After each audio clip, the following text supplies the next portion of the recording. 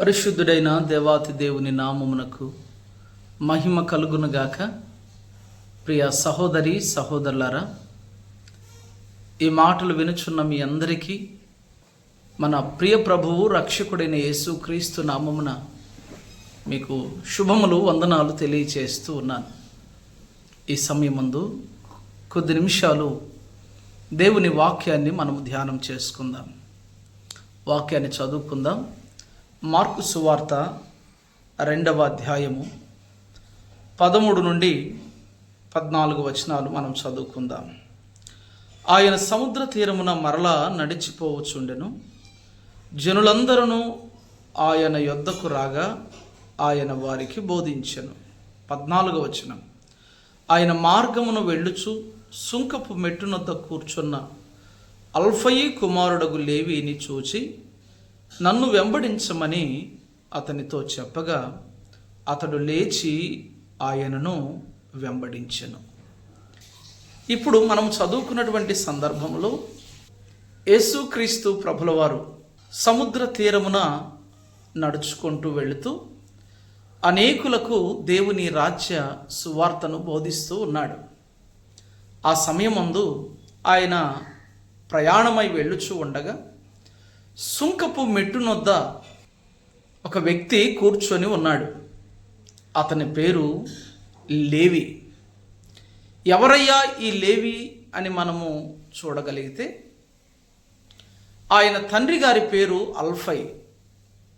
అల్ఫై కుమారుడగు లేవి అని వ్రాయబడి ఉన్నది. ఈ లేవికి మరి ఒక పేరు మత్తయి సువార్త అనేటువంటి పుస్తకాన్ని వ్రాసినటువంటి గ్రంథకర్త పరిశుద్ధాత్మ దేవుడు ఈ మత్తయిని ప్రేరేపించి మత్తయి సువార్తను వ్రాయించినట్లుగా బైబిల్ పండితులు మనకు తెలియచేస్తారు.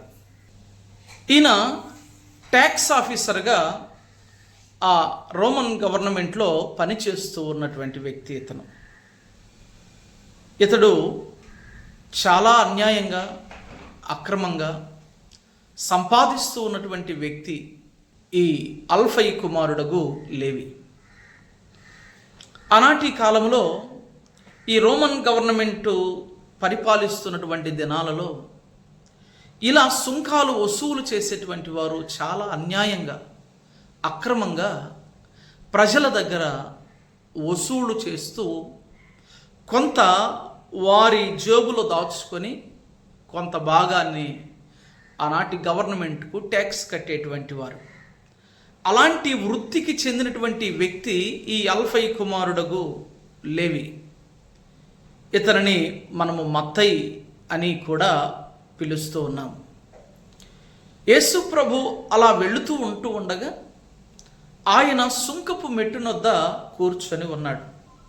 సుంకపు మెట్టు అనగా ట్యాక్స్ ఆఫీస్.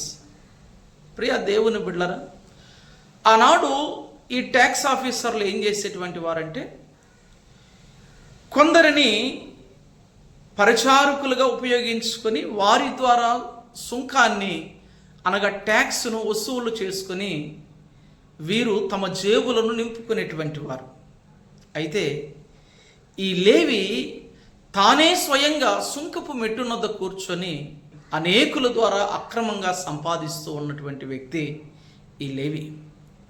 యేసు ప్రభు ఆ త్రోవను వెళుతూ ఉండగా ఈ లేవి అక్కడ కూర్చొని ఉన్నాడు. యేసు ప్రభు చెప్పాడు, నన్ను వెంబడించు అన్నాడు.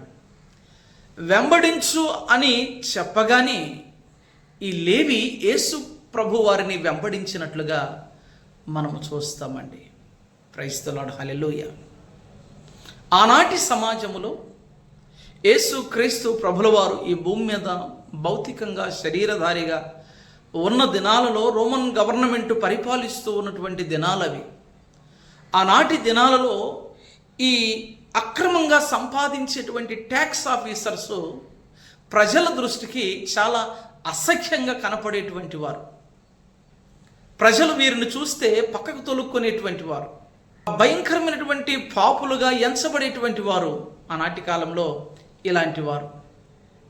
అలాంటి వ్యక్తిని యేసు ప్రభువారు పిలవంగలోనే తన జాబును విడిచిపెట్టి, తన వృత్తిని విడిచిపెట్టి ప్రభు అయిన యేసుక్రీస్తును వెంబడించినట్లుగా లేఖనం మనకు తెలియచేస్తుంది.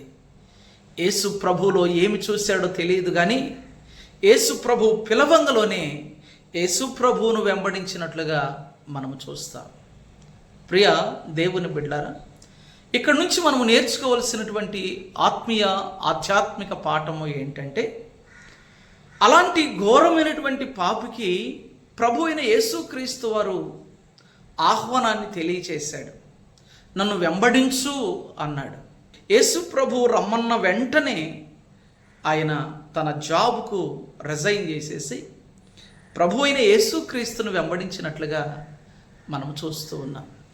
అలాంటి ఘోరమైనటువంటి పాపపు స్థితిలో, పాపపు వృత్తిలో ఉన్నటువంటి తనకు దేవుడు అవకాశమేగా మనలాంటి వారికి అవకాశమేయడా. అయితే యేసు ప్రభువును ఎప్పుడైతే ఈ వ్యక్తి వెంబడించాడో, యేసు ప్రభువును ఆయన వెంబడించినటువంటి కారణము చేత దేవుడు మత్తయి సువార్త అనేటువంటి పుస్తకాన్ని వ్రాయడానికి, యేసు క్రీస్తు ప్రభుల వారి జీవిత చరిత్రను వ్రాయడానికి పరిశుద్ధాత్మ దేవుడు తనను గొప్పగా వాడుకున్నట్లుగా మనం చూస్తామండి. హల్లెలూయా. ఈయన మాటలు వింటున్న నా ప్రియ సహోదరి సహోదరుడా, నిన్ను కూడా ఆయన వాడుకుంటాడు. ఈరోజు ప్రభువు నీతోనే మాట్లాడుతూ ఉన్నాడు. రాగలవా? ప్రభువు నిన్ను పిలుస్తూ ఉన్నాడు. ఆయన స్పందించినట్లుగా, అనగా ఈ లేవి స్పందించినట్లుగా, ఈ మత్తయి అల్ఫయి కుమారుడుగు మత్తయి స్పందించినట్లుగా నీవు కూడా ప్రభువు యొక్క పిలుపుకు స్పందిస్తే తప్పకుండా ఆయన నిన్ను వాడుకుంటాడు. కాబట్టి ప్రభువు పిలుపుకు లోబడదాం, ఆయన చేత బలంగా వాడబడేటువంటి కృపను మనం పొందుకుందాం. అట్టి కృప పరిశుద్ధాత్మ దేవుడు మనకు అనుగ్రహించి చెప్పబడిన ఈ మంచి మాటలు మనందరి హృదయంలో ఫలింపచేయును గాక. ఆమేన్. అందరికీ వందనాలు.